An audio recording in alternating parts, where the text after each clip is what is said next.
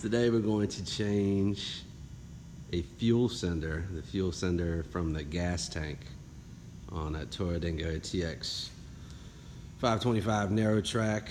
It's the same fuel sender for the 525 wide track, the TX 420, TX 427, TX 425. The only difference is how to get to the actual fuel tank. So for the 525, what I've done is take off the back plate that sits here and take off this side panel right here with the 3 screws on it. And so that's so this gas tank right here, the fuel tank, can actually tilt out so I can access it.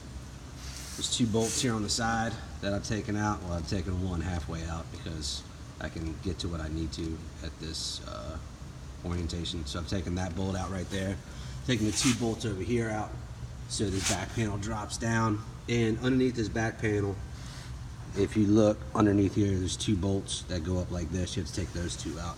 And what I've done on this is I've tilted the fuel tank to a point to where I have access to it, so I don't have to take the fuel tank totally out. I think on the 420s and the 427s and the 425s, you physically have to take your fuel tank out just because of what's in the way. So this is the top of your fuel sender right here, and all this does is, well, this is what it looks like as the new part. There's the top of it. And as the fuel level rises, you know, kind of pushes this thing down right here and sends the reading up to your fuel gauge to see what level of fuel you're at, and this one's just not working. So to change it, just take this screw, well, remove the wires. So your black's on the outside and your red is the one on the inside. Remember that from when you hook it back up. And take these screws out right here and then pull the fuel sender out with the gasket.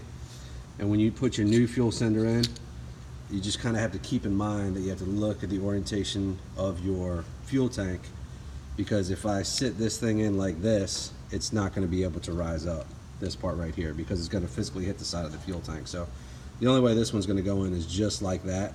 So you got to have to stick it in just like that, or it's just not going to work. So stick this back in with a new gasket, put the screws back down, hook your electric back up, put everything back together, and you are done.